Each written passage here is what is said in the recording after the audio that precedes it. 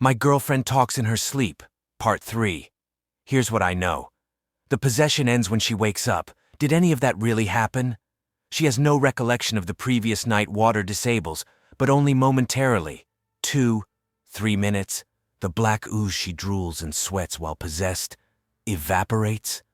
The bed and floor were wet this morning from the water I sprayed. The rest had all disappeared by the time I checked.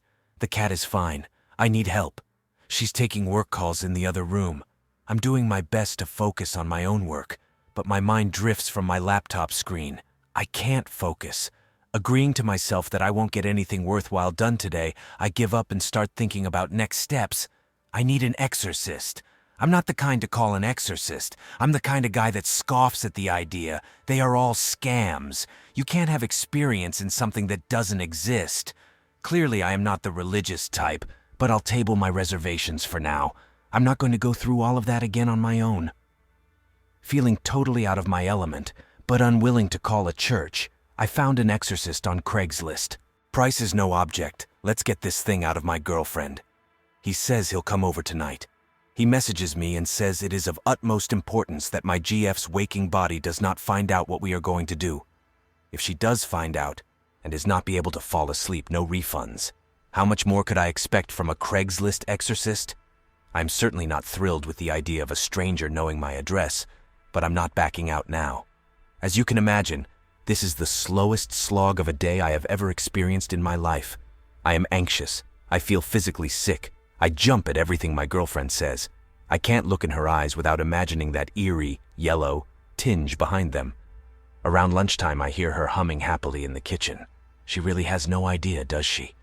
A profound sense of certain death washes over me as I watch her wield a knife to cut vegetables. Finally, the workday is over. My acting this evening was on par with any Oscar winner. Remembering what The Exorcist told me and failing to come up with an excuse, I got into bed with her. I made sure to place the cat in a comfortable spot in the living room. We're reading side by side when she leans over, kisses me goodnight, my eyes open, and turns out her bedside table light. I'm going to keep mine on for now, thank you. My body tense with desire to bolt. We begin to spoon. She cannot learn that something is wrong. Just a little longer. I figure I'm safe as long as I exit before she is asleep. She raises her head and asks, "Why is your heart beating so fast?" Thinking quickly, just freaked myself out by my book is all. Maybe reading horror before bed isn't the best decision. Thankfully, she laughs at my obsession for the macabre and returns her head to the pillow. I count down from 3 minutes. That's 180 Mississippis. She must have been close to asleep because she didn't protest when I get up. I install the chair as my lock and wait. "Where are you, Pumpkin? Can't you sleep?" This is so close to my girlfriend's voice, I'm certain I made the whole thing up. I'll play it safe, I decide, and not respond. Again, "It's cold without you, baby. Come back to bed." I'm sure it's cold as hell where this thing is from. I'm not opening the door. There's someone coming up the driveway. It's late. Don't let them in. I stand up to answer the front door. Outside in the dim front door light is a tall man clad in traditional priest garb. He looks like Ethan Hawke from that movie First Reformed, but clearly with a body covered in tattoos as evidenced by the inked skin poking out from beneath his cuffs. Pretty much exactly what you would expect from a Craigslist's exorcist. There's not much time to introduce ourselves as we hear an alarming scrape come from the bedroom.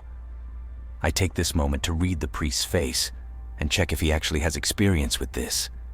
He seems to at least be brave, his face giving no indication that he is wearing a costume for a quick buck. Outside of the bedroom door now, in hushed tones, he begins to explain what he's going to do. Brandishing a Bible and a small jar of holy water, I decide not to explain that sink water works fine. We're about to open the door. Hands on the chair, I hear scraping again. This time I realize the sound was never coming from the bedroom. It came from the living room. To my left, I hear the stranger breath out softly. The cat. The cat has been watching us this whole time. Its normally green eyes now bloodshot and yellow, no pupils in sight, poking out from around the corner. Black paste drooling from its agape mouth, leaving a snail trail of fluid behind it as it stalks out into the open. It attempts to hiss while making eye contact with the priest, but all that comes out is a bubbling gurgle as more fluid leaks onto the hardwood. Are the cat's legs longer than usual? It looks like it has grown 5 inches in height, typically sitting around ankle level, but right now could stand as high as my knees. I curse quietly to myself. How could I have been so stupid? Of course the cat managed to get itself possessed. It spent the whole night in the bedroom, presumably mopping up the viscous black oil, wet food, with its mouth. New plan. Cat first. I shit you not, the cat fucking talks. Its mouth doesn't move from its totally agape resting position, but the voice comes out of its mouth. It's that same too-deep nightmare voice I'm all too familiar with. I told you not to let him in. Just then, my girlfriend decides she needs attention again, a consistent rapping of knuckles on the door. Let me out, let me out, let me out! I'm triaging the situation in my mind when I realize the moment I took my eyes off of the cat, it has rocketed itself forward, climbed the priest's tall body, wrapped its 2 long legs around his neck, and constricts him like a snake. It maintains dull eye contact with me as I look on in horror. The priest drops his Bible and holy water on the ground, attempting to tear the cat's octopus-like legs away from his neck. He succeeds momentarily and cites what I assume is a Bible verse. The cat puts a stop to this with a quick navigation of its tail deep down into the priest's throat. Coughing and hysterical, he can't manage to escape its impossible grip, claws digging bloody fissures into his neck. My turn, as I grab the holy water from the ground and grapple with the cat's jaw, pouring the contents of the jar down its slime-obstructed throat. Immediately, the cat falls to the ground like a corpse, legs splayed in every direction it lays on the ground, defeated for now. Once the cat is safely inside its travel carrier, the priest and I share a grim look. I ask him if he's ever dealt with this kind of thing before, rubbing his neck, of course, 1,000 times. It takes a great deal of conviction for me to not physically roll my eyes. Glad to have you around, then.